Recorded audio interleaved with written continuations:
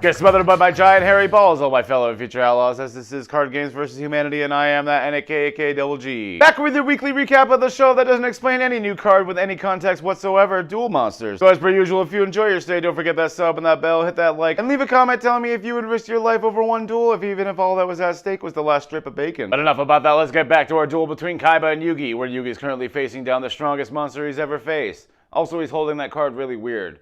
It's not just me, right? But that's okay. Naturally, he top-decked the one single card that can be used to defend against such an ultimate creature. In the entire game, Kuribo is the weakest monster! The funny thing is, even if this show is only containing Legend of Blue Eyes and Metal Raiders at this point, I still don't think that statement is true. I'm pretty sure Unforgiving Maiden existed already.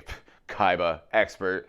Kaiba makes sure to say Yugi's name every 5 seconds so he doesn't forget who he is before he activates the It's Time to Fuck magic card. A card that he had in his hand the entire time that apparently could reproduce any monster on the field with other 500 attack points infinitely. Even if it's more like 50 or so, this definitely makes sense to exceed the 5 monster limit and have infinite resources when you end up drawing Cannon Soldier. Kaiba tries to use this ultimate dragon to vaporize the quickly reproducing balls of hairiness, but unfortunately for him, Yugi's life points remain untouched. Despite the dragon's awesome attack power, just simply not enough to attack more than one at a time. If only he had an Ashura priest. Kaiba then says the same thing that every responsible human mother has said to themselves at least once in their lifetime. And those annoying creatures continue to multiply! Naturally, I'm just curious about this card that has no drawbacks or costs. If it just kept sitting there and left to be run, would it just eventually infinitely summon Kuribos until the bandwidth of the dual disc breaks or the whole world is covered by hairy balls? Yugi then draws the Living Arrow card, also known as when I draw this, I'm about to start cheating and winning card. It has no explanation of its effect and basically just says, would you like to fuck with your opponent? Combining the Living Arrow with polymerization in Mammoth Graveyard, he fuses it to the Ultimate Dragon, causing it to decay from the inside out by 1200 attack points each turn. Now, as much as I'd like to sit here and make fun of all the tomfoolery that's happening right now, I kind of just have to take a step back and realize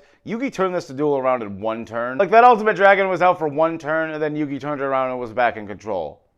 One turn. He always manages to find a way to overcome. I'm sorry, but you're not allowed to look that happy just because someone defended an attack. Seemingly completely out of ideas because God forbid you have more than one back row removal in your deck, Kaiba continues to attack the hairy balls with his giant dragon, growing more and more full of despair with each passing turn that he might be losing Mokuba. You should never have challenged me, Kaiba. My mammoth... I'm fairly certain he was ready to kill people right there. Kaiba begins to fall into a deep, dark depression represented by this moldy clay version of the Ultimate Dragon that appears to be melting. Mokuba was playing with the toy and got stuck inside the middle of it somehow as it began melting and now it seems to be suffocating from the debris. Mokuba dies and then younger Kaiba appears to make sure older Kaiba feels maximum amounts of guilt for not leaving his sculpture in a colder environment. Everyone is wondering why Kaiba is spacing out and taking this duel so seriously, but don't worry about that. Yugi's just gonna skip his turn and summon the Celtic Guardian. He's got you. With one swing of its mighty oxen sword, he destroys one of the heads of the Blue Eyes, but the other two seem to remain because it's a fusion of 3 monsters. Somehow that's something Bakura knew, despite this as being the first time this monster's ever been summoned before. Kaiba finally comes to his senses and explains to everyone that Pegasus has captured Mokuba and he must defeat Yugi in a duel to have a chance to save him. Not really sure why he didn't, just say that from the start. It might have made things easier, or they could have just found some other star chips. He begins to moonwalk slowly back to the edge of the pillar, threatening Yugi that it will MJ right off this cliff if he continues with his attack. How will Yugi retort? Don't tempt me! That's our protagonist, everyone. Swell guy. Both of them must be the ones to win this duel. One willing to kill, one willing to die. And because this is real life, let's all just ignore the fact that a hologram that has no physical presence is apparently capable of knocking someone off a ledge. It's Kaiba's turn for the 8th time finally, and he draws Monster Reborn. Oh, excuse me, Reborn the Monster. Reviving one head of the Blue Eyes with its original 3000 attack, and then he just ends his turn. Why? Why? There is no reason he couldn't have attacked right there and won the duel. None. There is no reason whatsoever. I've just... It's not right! Yugi!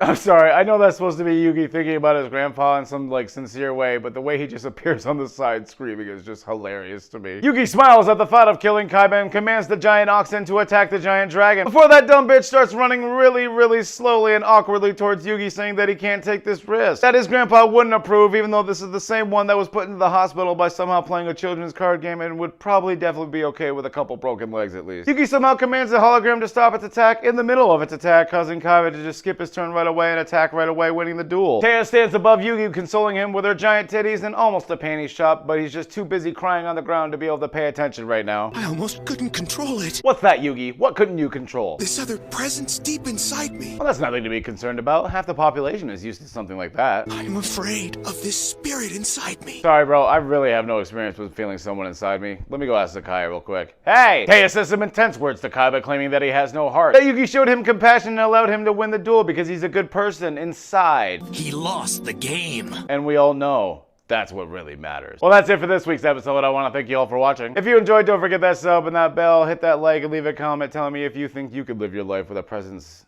deep inside you. Tune in next week where we get a match between two sets of very large chesticles. So basically, my Valentine's back. And of course, a shout out to all my patrons. If you decide you want to use the Living Arrow card to fuse your bank account to my bank account, I'll allow that. This has been Man from Earth with all the girls, ladies and gentlemen. Hope you all enjoyed. I'll see you on Wednesday. Later. Backer of the week. Jesus Christ, dude, this is bad. That has no explanation of it. Of something that only Bakura apparently knew. Something that Bakura somehow. Both of them. Kaiba continues to attack the giant. Holy fuck.